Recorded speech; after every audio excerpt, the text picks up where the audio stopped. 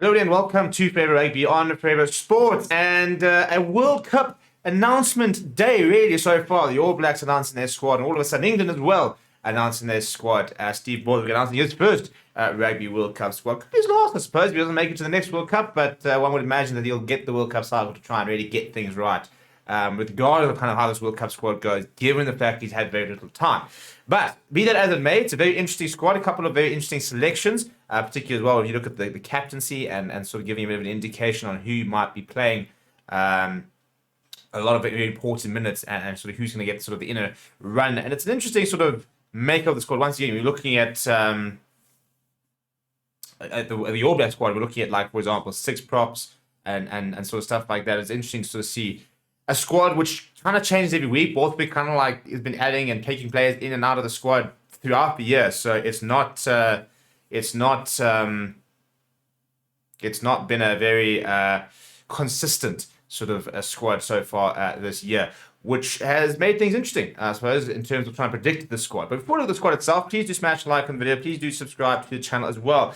Personally, I don't think it's a fantastic squad. I don't look at it and I think that scares me, as a Box fan, but as a fan of somebody, of a non-England team. I don't look at that and think, that's a potential World Cup winning squad. That's not going to say they can't maybe do the sensational and do the unexpected, but it's not a squad which in the past when when England squads have names, they're going, that's a good squad, that could be a World Cup winning squad. I don't get that sort of feeling with the squad, just because I think there's been so little consistency in the way they've been playing and the way the squad's been sort of put together, and still, for me, kind of feels they're still trying to find exactly how to play and who to play, which is probably a bit of a concern given the fact that we know basically a month out from the World Cup and they've got I think maybe 2 or 3 matches left before then. But in terms of the squad, this is who they're taking, and let's go through it, shall we? So it's Ollie Chesham, Dan Cole, Tom Curry, Theo Dan, Ben Earl. Ellis Genge as vice captain. Jamie George, Mario Itoje,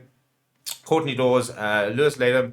Courtney Dawes, by the way, vice captain, hasn't played a lot of rugby in this year as well, as much rugby as I'd like him to see, but very important player for England is the vice captain. Lewis Latham, Joe Marler, George Martin, Dave Ribbons, Bevan Rod, Carl Sinclair, Will Stewart, Billy Vinipola, Jack Walker, and Jack Willis. Dave Ribbons, for somebody who, a couple of people who are not been particularly impressed with of recent years. I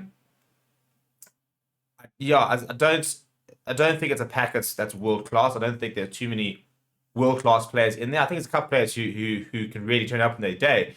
But I think they're relying on very big World Cups from the likes of Ellis Genge. Courtney Laws, for me, needs to have a really good World Cup there to do well. You're looking at your Tom Carriage, but even Apollo's. Is Mario Itoje going to be able to find the form he had a couple of years ago? Because this year he hasn't been as impressive. If you then look at the backs, Henry Rundle, Danny Kerr, Elliot Daly, Owen Farrell, George Ford, Ollie Lawrence, Max Malins, Joe Marchant, Marcus Smith, Freddie Stewart, Manu Tuilagi, Jack van Portleet, Anthony Watson, and Ben Youngs. And Owen Farrell captaining the side, so you do expect him to play a lot. It'll be interesting to see whether he is going to be playing at 10 or at 12. They've only taken 3 out-and-out tenders, if you consider Owen Farrell at 10, in Manu Tuilagi, Ollie Lawrence, and Joe Marchant. So, yeah, I think probably he will have to cover inside centre and maybe get that sort of Smith-Farrell axis going again, which a lot of people don't like. I think, in terms of the certain starters, I think Anthony Watson will start. I think Freddie Stewart will start. I still think that they're the best when George Ford is playing. I think Marcus Smith has been an incredibly talented player, but I do think that England tend to play better when George Ford is in that 10 jersey. Interested to see what they go with in terms of, scrum halves between, the Danny Kerr or Ben Youngs, or if you go with Jack van Portleet, who I think will probably be in the 23, but interested to see who sort of, going to partner him there. Again, there's world-class players in there, like an Owen Farrell, like a Manu Tuilagi. I think Freddie Stewart is someone who's taken to international rugby very well. But there's not, for me, enough experience in players who are already sort of, in an international perspective, not, hammering the door down and you put in that sort of world-class, could be playing for any other team in the world right now, type of situation to really make me nervous of the squad.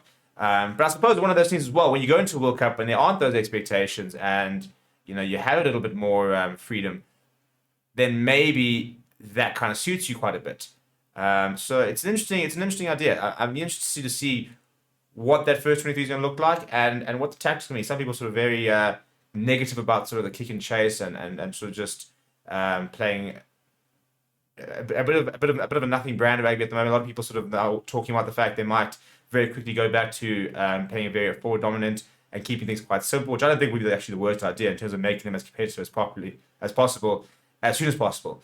But let me know what you think of the squad down in the comments below, and what you would change and what your thoughts are of the squad. Please do smash like on the video as well, subscribe to the channel, and I will see you guys all very soon.